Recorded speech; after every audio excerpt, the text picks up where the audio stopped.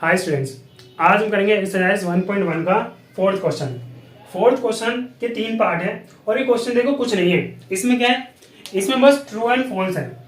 True and false है, कौन सी statement true है और कौन सी स्टेटमेंट फॉल्स है हमें सिर्फ ये बताना है और रीजन देना है।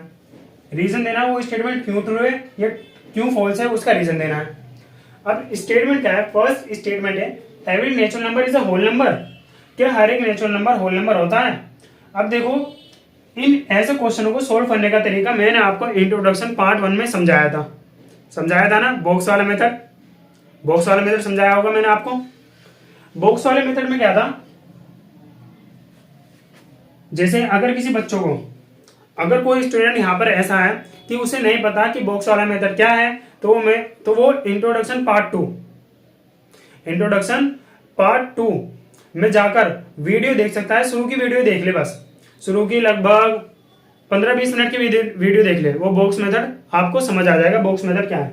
बॉक्स मेथड यहाँ पे कुछ नहीं है, एक बार मैं रिवाइज करा देता हूँ छोटा सा। हम क्या करेंगे, 4 डिफरेंट तरीके के बॉक्स बनाएंगे, छोटे से अलग अलग 4 डिफरेंट तरीके के बॉक्स बनाएंगे। ये हो गया इससे बड़ा, ये हो गया इन दोनों से बड़ा, एक और बॉक्स बनाते हैं, ये हो गया सबसे बड़ा।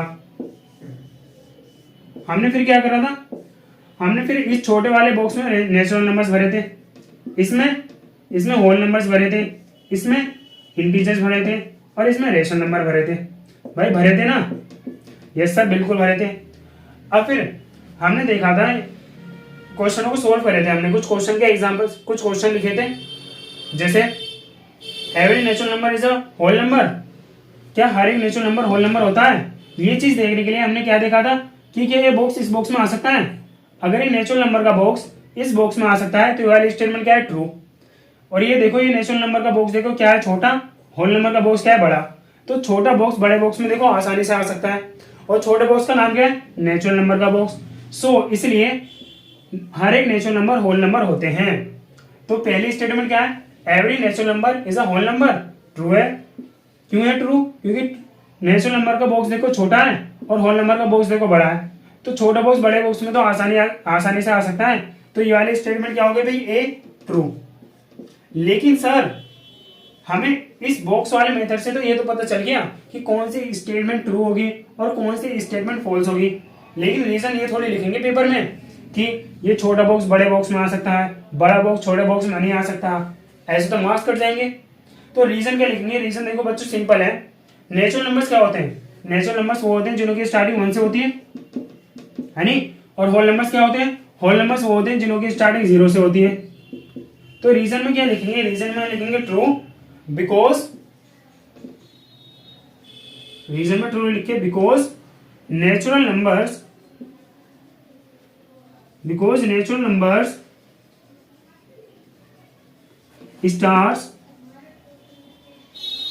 starts from 1,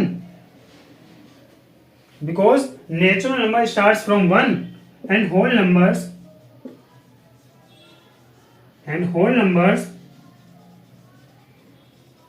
starts from 0,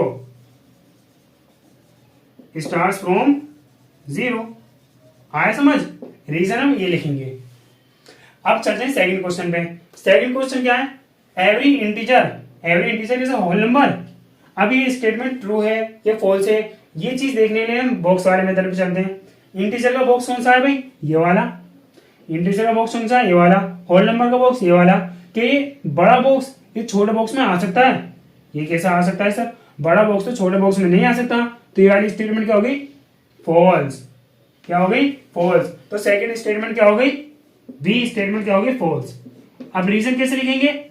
reason लिखने के लिए देखो बच्चों में पता होना चाहिए कि इंटीजर किसे कहते हैं और होल नंबर किसे कहते हैं। होल नंबर वो होते हैं जिनकी स्टार्टिंग 0 से होती है, 0, 1, 2, 3 एंड सो ऑन। और इंटीजर्स क्या होते हैं? इंटीजर में से नेगेटिव नंबर्स आ जाते हैं, -2, -1, 0, 1, 2 एंड सो ऑन। तो रीजन में क्या लिखेंगे? रीजन में ये लिखेंगे because whole numbers can not be negative. भाई होल नंबर्स नेगेटिव नहीं हो सकते, इसलिए हर एक इंटीजर होल नंबर नहीं होता। आया समझ? तो स्टेटमेंट क्या लिखेंगे, false, because whole numbers can not be negative. Whole numbers can not be negative. Whole numbers negative नहीं हो सकते, क्योंकि होल नंबर की स्टार्टिंग देखो कहां से होती है, जीरो से होती है ना। और इंटीजर्स की स्टार्टिंग कहां से होती है भाई, नेगेटिव से। नेगेटिव, पॉजिटिव और जीरो भी आते हैं। तो इस बड़ा बॉक्स छोटे बॉक्स में कैसे आ सकता है, खुद ही सोचो। तो स्टेटमेंट क्या होगी, फॉल्स। क्यों हो गई, क्योंकि होल नंबर्स नेगेटिव नहीं हो सकते। आया समझ। हम चलते हैं थर्ड क्वेश्चन पे।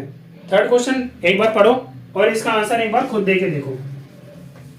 स्टेटमेंट पढ़ो, बॉक्स वाला मेथड लगाओ और रीजन देने की भी खुद कोशिश करो। जब तक बच्चों मैथ में खुद कोशिश नहीं करोगे ना, कुछ फायदा नहीं होनेगा। समझ आ रही बात, कुछ फायदा नहीं होने का। मैथ क्या मांगती है, मैथ मांगती है प्रैक्टिस। और जब तक प्रैक्टिस खुद नहीं करोगे मैथ नहीं आएगी। मैथ का कोई भी सब्जेक्ट नहीं आएगा जब तक आप खुद कलम नहीं चलाओगे ना। जब तक कोई भी सब्जेक्ट आपको समझ नहीं आएगा, फिर आप दोष किसे दे दो, टीचर को, कि टीचर सही नहीं समझा रहे। अरे बेटा तुम खुद तो कलम चलाओ। जब तुम कलम चलाओगे तो सब आएगा समझ में। पढ़ा थर्ड क्वेश्चन, आंसर दिया, कोशिश करी। चलो मैच करते हैं।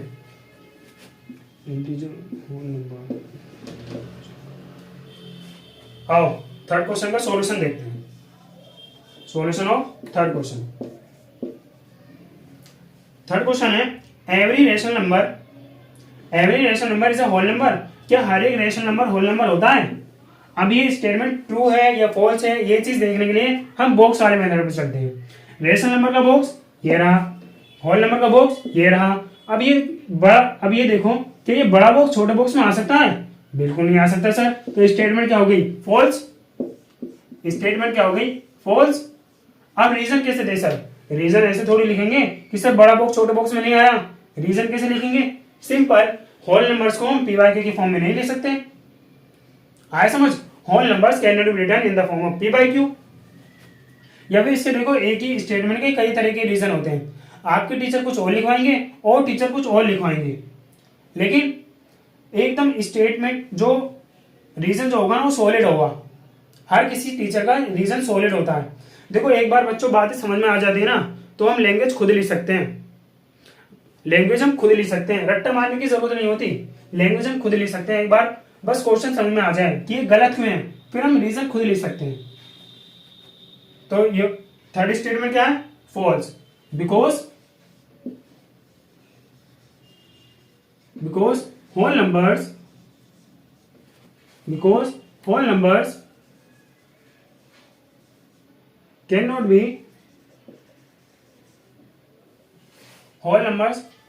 cannot be written in the form of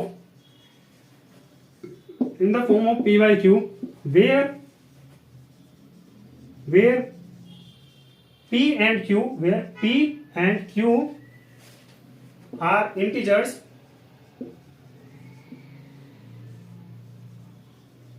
and Q which is equal to not 0। आया समझ। तो ये हो गया बच्चों आपका एक्सरसाइज 1.1 का फोर्थ क्वेश्चन।